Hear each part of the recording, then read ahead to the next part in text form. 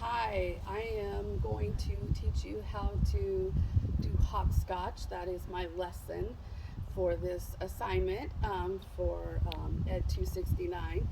And what we are going to do is we're going to outline hopscotch 1 through 10. We're going to start with 1 square, go to 2 squares, etc. And then we will be adding in numbers 1 through 10. And then after that, I will demonstrate how to do hopscotch.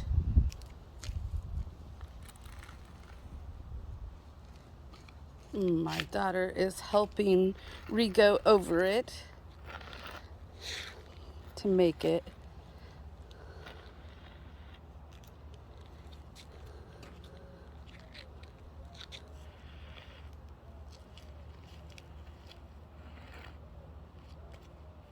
And you can write the numbers in as you go, or you can come back through and write the numbers in for the hopscotch.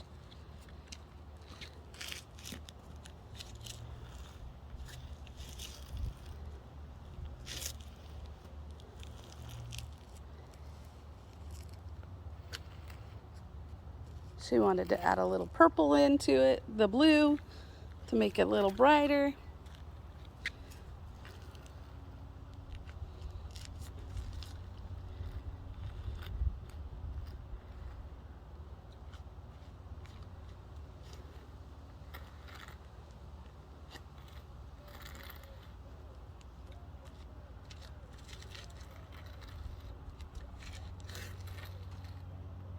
And hopscotch is for ages,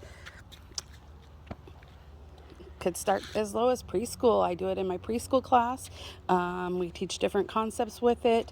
Also, you can do it as an adult, just playing with your kids at home. Hopscotch is a fun game. You can get a rock and you can roll it to a square. Each of the squares would have their numbers. Sometimes people use 3 spots instead of 2. Just moving it around, making the game at different levels for different ages of kids to have that fun and exciting game. And this is a game that can last on and go on forever. I'm just showing you the basics of hopscotch and how hopscotch is done. As we start the lesson, I am letting the students know that first we're going to be hopping on 2 feet just to get the practice of being able to hop and get our bodies moving. And from there, I will ask them to pick up 1 foot and hop on that leg, and then switch foot by putting the other leg down and 1 leg up and continuing to hop. And then we will move forward with learning how to hop forward on 1 foot, hop forward, switch foots, hop, hop, hop, hop, and hop forward. And then, so we'll be navigating through the hopscotch. You can hop on 2 feet, to 1 foot, to another foot, hop 2, and then 1, 2, then 1, 2, then 1. And then we can go back around and get behind the line, and we can just hop forward if we aren't able to hop on 1 foot. If we're able to hop on 2 feet, 1 foot, 2 feet, 1 foot, 2 feet, 1 foot. So if a student isn't able to hop on 1 foot or the other, they could just hop forward by still hopping and getting the motion and moving from step to step and completing the concept. So now we're just going to practice hopscotching through. You can do it different ways. It looks like she is hopscotching on 1 foot and moving forward, keeping 1 up, and then going to the other end of the line if there was more kids. Now she's going to try the other leg by hopping forward.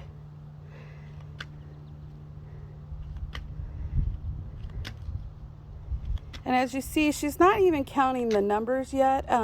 So just giving that practice and learning how to hop.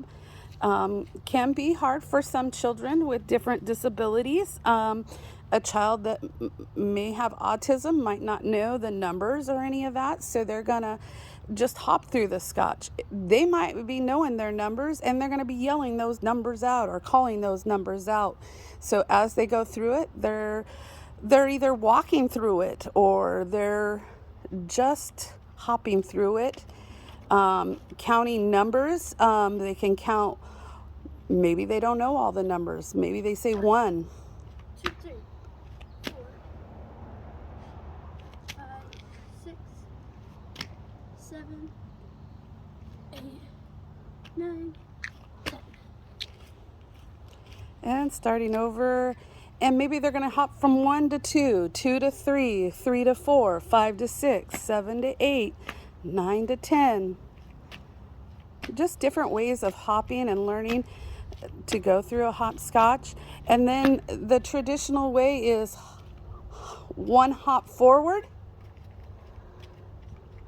2 on feet, 1, 2, 1, 2, 1. Just getting that motion of going through the hopscotch.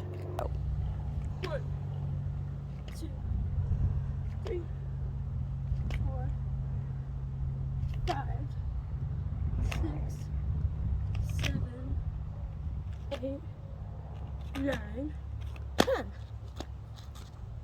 And she can go through it by using 1 foot all the way through. 1, 2, 3, 4, 5, 6, 7, 8, 9, 10. And if she needs to take a break, she could hop on 1 foot and then take a break, or she could hop 1, 2, 3 and take a break. Just giving that motion of moving around, getting your body moving. 1, 2, 3, 4, 5, 6, 7, 8, 9, 10. Okay, well, since you see the concepts of going through 1 through 10, count, she can count from 1 to 10. Some kids won't be able to count, some kids will. It's just the difference. There's different games that you can play with it. She's going to roll a rock. Oh, she'll try again. Sometimes the rock doesn't end up in a spot, and you just roll it over. And so now what she's going to do is she's going to hop from 1 to 2 without stepping on 3 and go to 4. And then she's going to go through the whole thing for hopscotch.